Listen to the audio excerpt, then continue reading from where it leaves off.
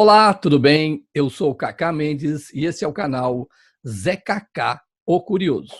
E o nosso tema hoje é a mídia e a política. Nós hoje teremos a honra de entrevistar um dos maiores radialistas, um dos maiores jornalistas do rádio do Brasil. Para começar a falar dele, assim, a minha experiência do rádio começou em 1976, comecei na Rádio Record.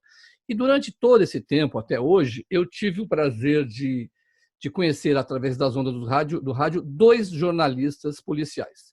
Um eu trabalhei muito de perto, que foi o meu amigo Gil Gomes. O outro eu não tive a oportunidade de conhecer e hoje vou conhecer. O outro foi Afanásio Jazade. O Afanásio Jazade já está na nossa tela. O Afanásio, quando o Afanásio começou a fazer programas policiais, houve uma explosão de audiência. Afanásio, prazer enorme de tê-lo aqui no nosso canal. Muito obrigado, viu? Olá, Cacá. Satisfação toda minha em participar desse bate-papo com você e com os seus sintonizadores. Ok, Afanásio. Afanásio, eu queria começar sabendo da sua carreira no rádio. Você começou no rádio ou você veio da mídia impressa?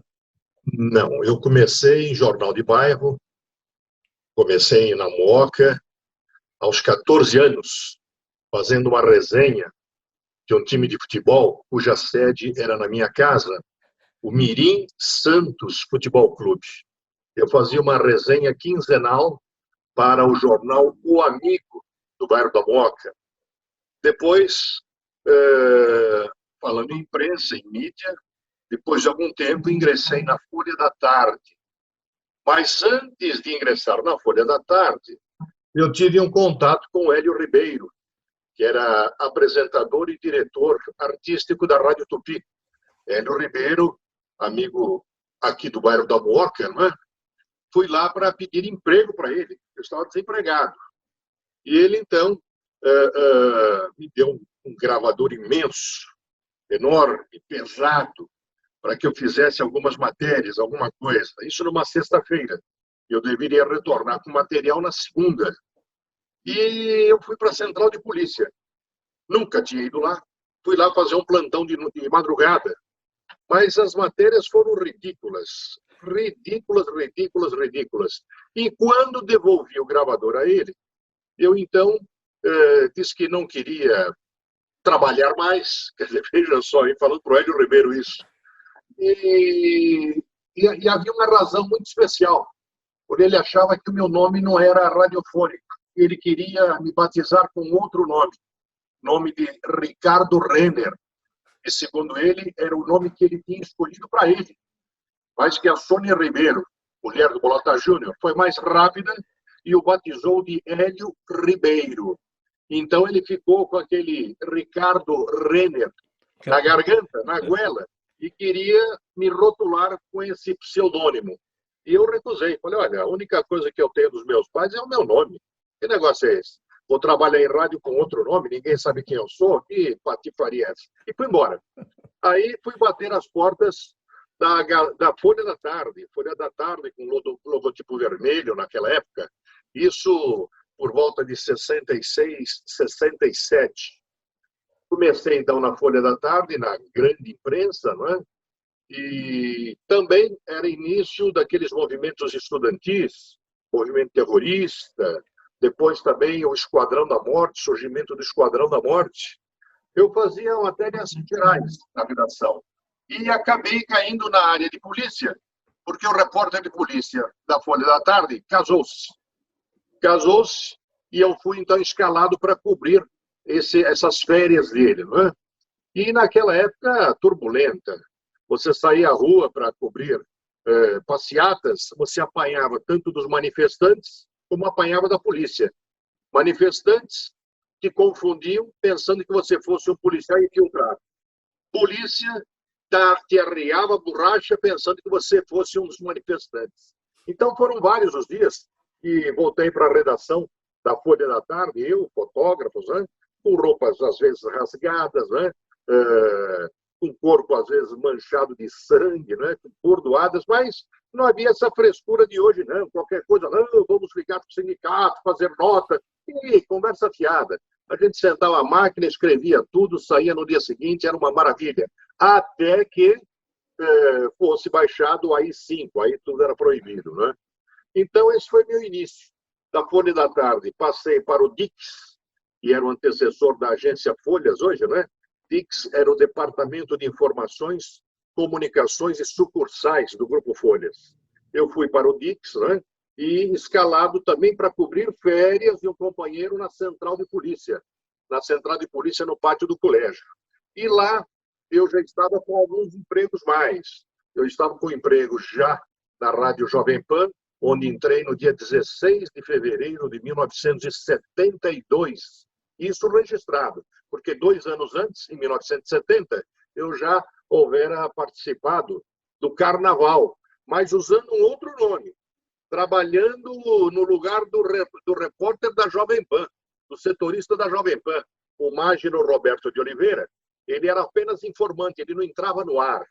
E ele, no Carnaval de 70, tinha reservado um chalé em Santos para levar a família e pediu que eu fizesse as vezes dele. Então, quando a Jovem Pan foi instalar o equipamento lá na sala de imprensa, eu fiquei de olho, né, como é que funcionava, e fiz o Carnaval todo usando o nome dele. Quando chamavam o Mágino Roberto, entrava eu, dando a notícia. Depois de 2 anos, eu ingressei, então, na Jovem Pan oficialmente, fiquei ali por 8 anos, até me transferir definitivamente para a Rádio Globo. Para a Rádio Globo, não. Era a Rádio Nacional que estava em fase de transferência, né, de transição para a Rádio Globo de São Paulo. Fiquei lá por um bom tempo, trabalhei também na TV Paulista, né, hoje Rede Globo, enfim, fiz também concomitantemente, fui funcionário da Sucursal Paulista do Jornal do Brasil, enfim, o meu trabalho, quer dizer, a partir do instante em que eu percebi que a minha vida seria como um repórter de polícia, eu fiz questão de me especializar na matéria. Tanto que fiz concurso para entrar na Academia de Polícia, fiz vestibular, entrei na Academia de Polícia, que quer dizer, inicialmente era Escola de Polícia, fiz 6 anos de curso de investigador na Rua São Joaquim, e depois me transferi para a cidade universitária, inaugurando a Academia de Polícia na cidade universitária, isso em 1970.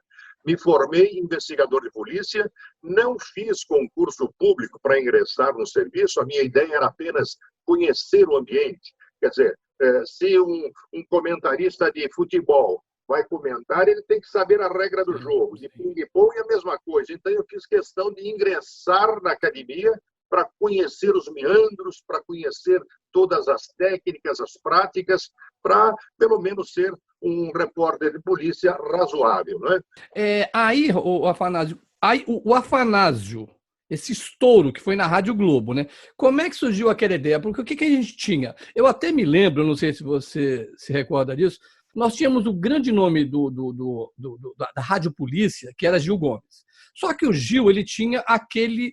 Ele era um contador de histórias espetacular, sem sombra de dúvidas. Pô, eu tive a honra de conhecê-lo, de frequentar a casa dele, espetacular.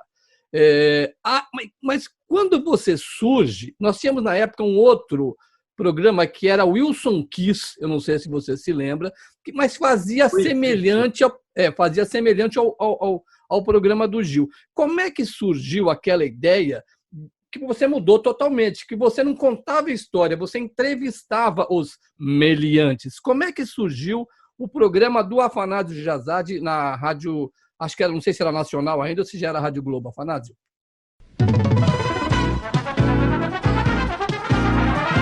Rádio Globo, Afanásio Jazade.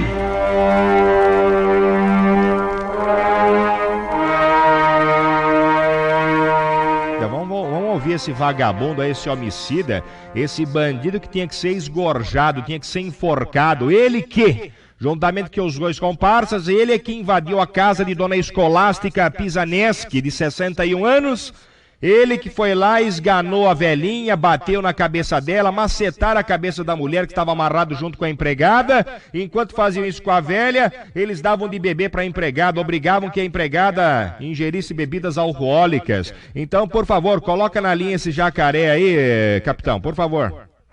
Bom dia, senhor Afanásio. Bom dia. Mau dia, seu jacaré, vagabundo. Você escutou o que eu falei? Seu safado.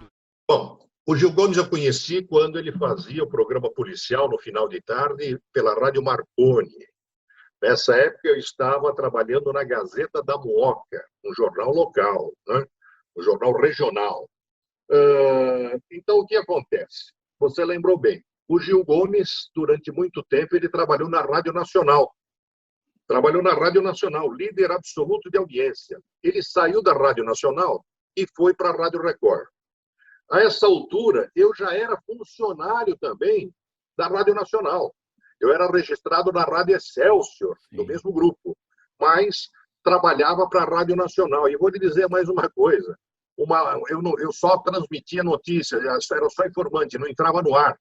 E houve uma época em que houve necessidade de entrar no ar, eu entrei com outro nome também, com outro nome, e fui batizado por um operador de som, era Ricardo Ribeiro, uma coisa assim, era o nome de um cantor.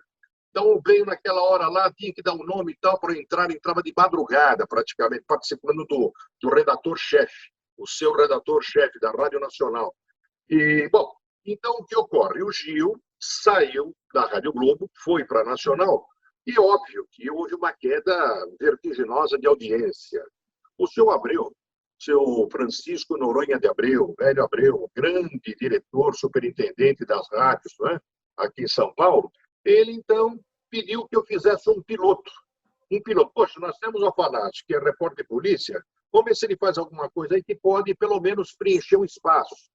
E, lógico, eles tinham na cabeça o Gil Gomes. Sim. Não, o Gil Gomes, olha, o Gil, ele é espetacular no que ele faz. Ele dramatiza tudo, maravilha, nota 1000. Mas a minha formação é eminentemente jornalística. Eu sou daquele de dar o máximo de informação no mínimo de espaço. Então, eles me deram um gravador, pediram que eu fizesse um programa piloto. Eu levei uma semana para fazer um piloto de 30 minutos. E quem foi o meu operador no piloto foi o Félix, o Roberto Félix, que era operador de som do Gil Gomes.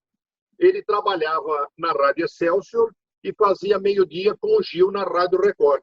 Então, eu pedi que o Félix me ajudasse a fazer, né, aquele programa piloto, tal, ele com todo aquele malabarismo, né, com as músicas, os temas, os fundos, enfim.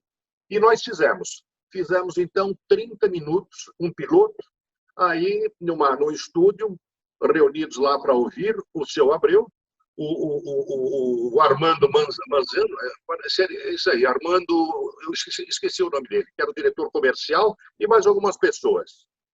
Eles ficaram encantados.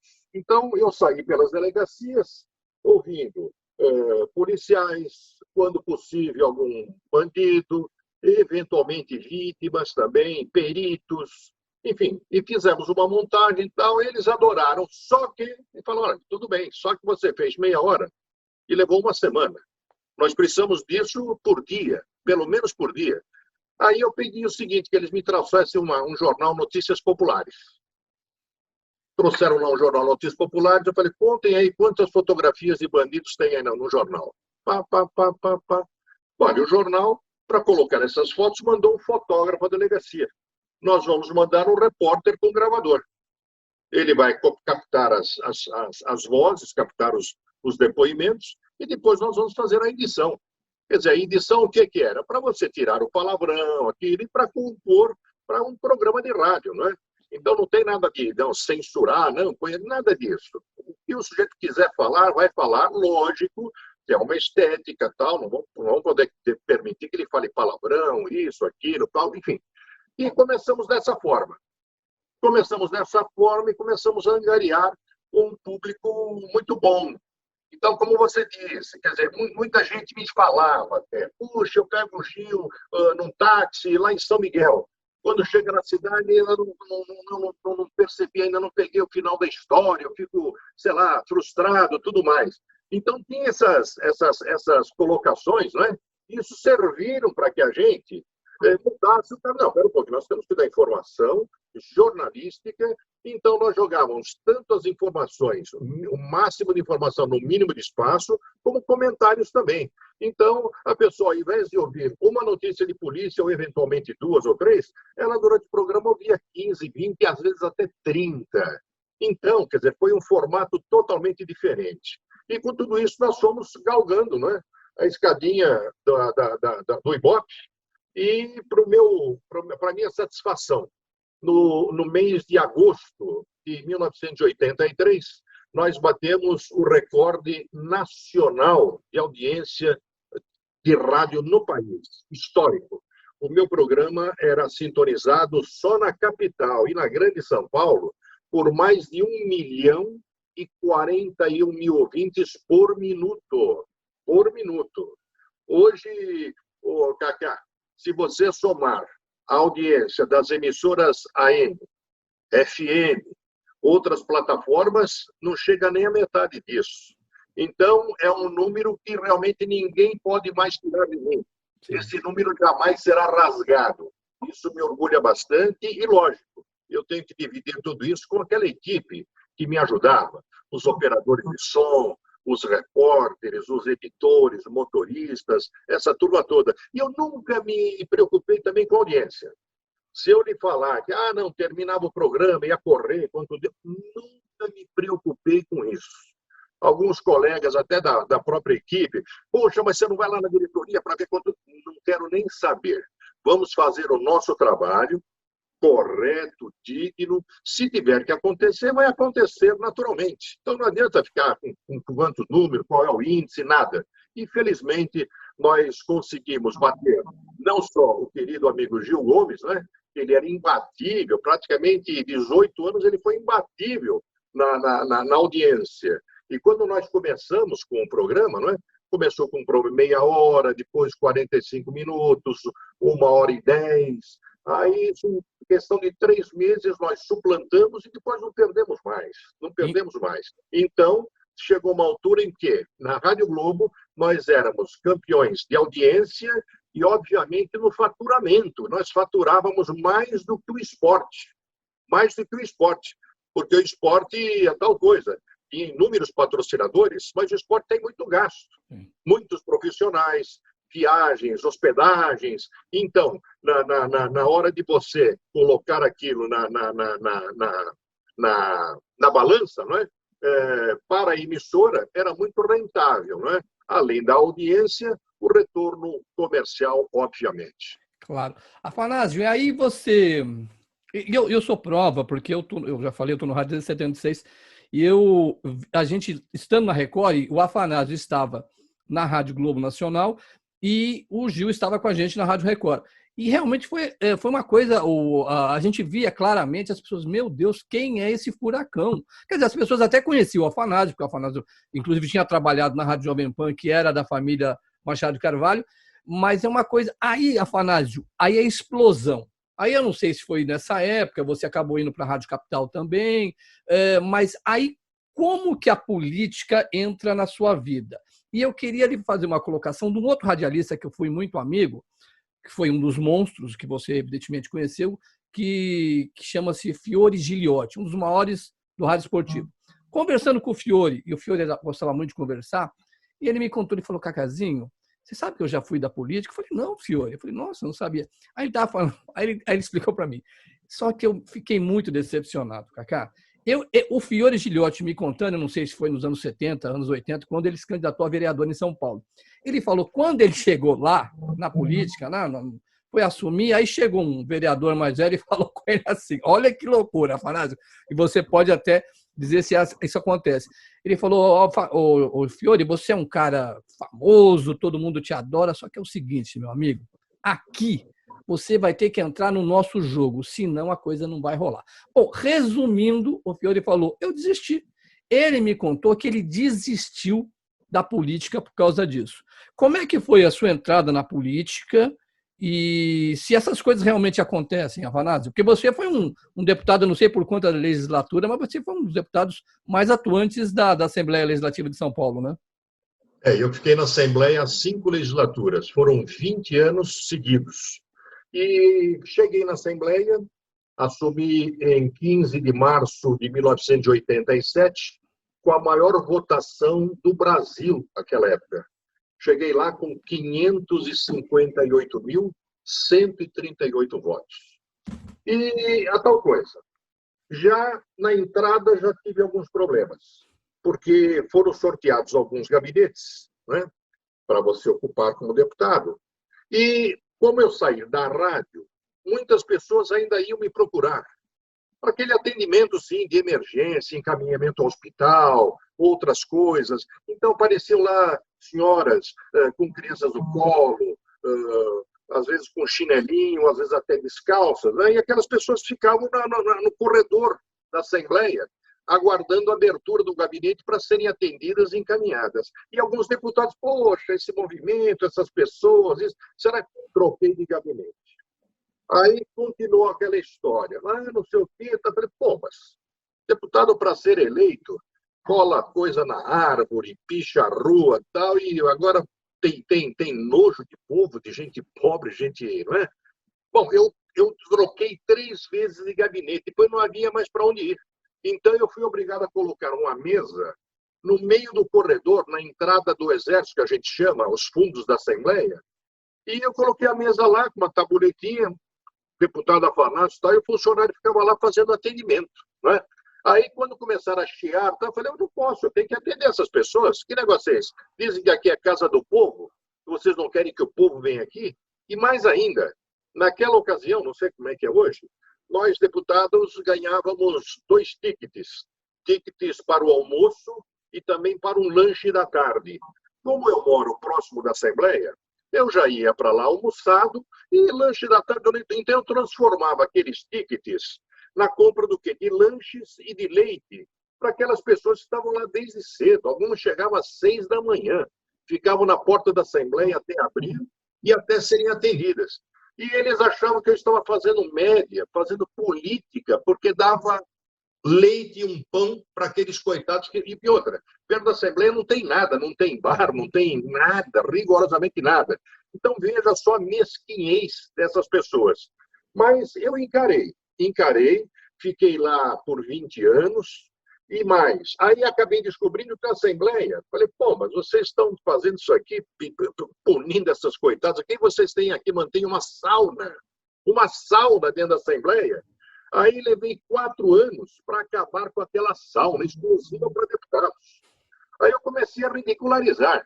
Então, nós tínhamos lá como deputadas também a Luísa Erondina, a Irci Ayala, colega jornalista, a Erni Galante, lá do ABC, e outras 4 ou 5 mulheres. Né? Eu falei, olha, nós vamos ter que regularizar, então.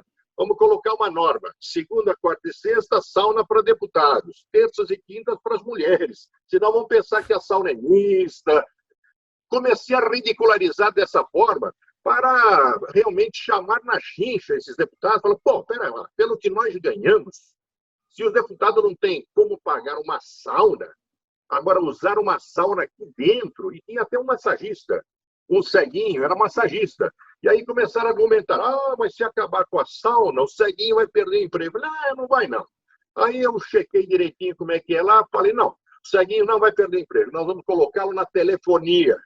Vamos treiná-lo para ser da telefonia, que toca o telefone, ele atende e tal, encaminha e tal, e ele não vai perder emprego. Se o problema é esse, está resolvido. Bom, depois de 4 anos, consegui acabar com essa vergonhosa sauna com massagista que havia só para deputados lá no Palácio 9 de Julho. Depois, cada deputado, quando assumia, né, ele ganhava 3 pares de placas. Um par de placas brancas, né, placas oficiais, placas pretas, as chapas de bronze, né, de representação, e um par de placas frias, chapas amarelas. Então, eu falei, mas peraí, mas por que um cargo de deputado tem que ter chapa fria? Que negócio é esse? Não, se a gente vai num casamento, fora de hora, se percebe que o carro é placa branca, carro oficial, a gente é apulpado. Eu falei, olha, todo mundo sabe que eu sou deputado. Eu, se tiver que ir num restaurante, se tiver que ir a serviço, tal, eu estou com o carro da Assembleia. Por que eu vou mentir? Aí eu descobri qual era a malandragem. Uma certa madrugada, voltando de um compromisso, passei lá pelas Bocas, Major Sertório e tal, e vi 2 carros da Assembleia com placas frias. Na época eram Opalas, né? Eram Opalas, poderiam ser Opalas pretos, azuis ou cinzas, né? Eles estavam colocados em cima das calçadas na porta de boates. Aí eu fui conversar com os motoristas. São esses deputados do interior, ninguém conhece, os caras bebem igual não sei o quê, tem que ser carregado. Falei, por isso também, né? Malandragem. E levei também um bom tempo, viu, Cacá, para acabar com as chapas frias nos carros de deputados, porque aquilo não entrava na minha cabeça. Chapa fria é para carro de segurança, para trabalhos sigilosos. Agora, que negócio é esse? Se nós estamos fazendo um serviço público, como é que você vai se esconder da população? E vou lhe dizer mais. Eu, certa feita, estava no Lago da Roche, num restaurante, meu motorista veio correndo lá dizer que uma pessoa estava passando mal, tal. Falei, pega o carro, socorre imediatamente para a Santa Casa. Não quero saber, é um carro público, é um carro oficial. Depois, socorri também tentativa de suicídio, um cara pulou de um viaduto na minha... Vamos socorrer. Que negócio é esse? E com esse negócio de socorre, não socorre, papapá, tinha aquela história, não, quando o cidadão está acidentado, não mexa, você vai poder prejudicar, tal, tal. Bom, naquela ocasião, se você ligasse para a prefeitura, né, para a ambulância da prefeitura, eles queriam saber se o sujeito pagava o INAMPS. Se pagasse o INAMPS, tinha que ligar para a ambulância do INAMPS. Aí você ligava para a ambulância do INAMPS. Eles queriam saber se o cara era indigente ou não. Se era do INAMPS, eles queriam o número da carteirinha. Se não, tinha que ligar para a prefeitura e o atendimento seria como se ele fosse um indigente. Falei, mas pera lá, o cara está estrebuchando aqui na minha frente. Eu vou saber se ele paga INAMPS, se não paga, onde mora, o nome dele. Eu quero socorrer pombas. Bom, graças ou lamentavelmente por conta disso tudo, quando eu fui para a Assembleia, uma das minhas primeiras proposituras, falei com o governador Quércia na época, não é? Foi o quê? Instituir o resgate, o sistema resgate. Começou aí. Então, eu me baseei naquele serviço de atendimento ao usuário que ainda hoje existe na Anchieta Imigrantes. Acontece um acidente, além do socorro mecânico, vai também o socorro de emergência para as vítimas. As pessoas são socorridas imediatamente. Falei, por que isso não pode ser feito também na área urbana, nas ruas da capital? Então, essa começou desse jeito esse sistema resgate. Que legal, Afanásio. Olha, eu não lhe conhecia, eu conheci várias pessoas, inclusive o meu amigo Zancopé Simões, que nos colocou em contato. Trabalhamos muito tempo juntos na Rádio Globo. Um grande radialista, um grande jornalista, um dos ícones, uma grande pessoa e um grande ícone. Mas eu fiquei muito feliz porque, primeiro, conhecer essa sua história vitoriosa, tanto na política quanto no rádio. E você contou histórias maravilhosas. Eu te agradeço muito por sua participação e vou te fazer uma última pergunta. Você é um homem do rádio até hoje, você parou com a política por vontade própria. Você acha que a política nesse país, porque há uma falta de credibilidade de muitos políticos. Para a gente encerrar, você acha que a gente consegue elevar o nível dos nossos políticos, todos os níveis, governadores, presidente, deputados, vereadores, você acha que a gente consegue elevar esse nível, Afanásio? Ô, Cacá, isso é difícil dizer. Não diria nem elevar o nível. Por exemplo, como pessoa de rádio, você poderia perguntar por que ingressei na política. Pelo rádio, a gente conseguia muita coisa. Fazia um encaminhamento, pedia, xingava a autoridade e cobrava. Mas chegava um momento que você parava, você não ia adiante. Como político, você já tem o quê? A caneta na mão para oficialmente solicitar, determinar uma apuração, uma investigação. Eu fiz isso. Durante 4 anos, eu fui presidente da comissão que investigou o avanço do crime organizado em São Paulo. Eu dei prisão em flagrante em policial militar, mau caráter, que depois foi exonerado. Fizemos investigações enormes, aquele caso da favela naval, enfim. coisas que realmente nos orgulham, sabe? Então, o que não podia fazer como radialista, fazia como legislador. E como legislador, muita coisa você não pode fazer, como radialista, pelo menos você bota a boca no trombone. Então, quando você fala melhorar o nível, tal, mas o que seria esse melhorar o nível? É difícil. Então, eu, depois de 20 anos, eu lhe digo, saí de lá com a cabeça erguida, não me laminhei em nada, saí de lá deixando mais de 400 projetos prontos para votação e não colocava em votação. Eu era o que mais produzia e não ia para frente. Por quê? Porque os colegas achavam, se colocasse aquilo e fosse aprovado, na outra eleição chegaria com 1 milhão de votos.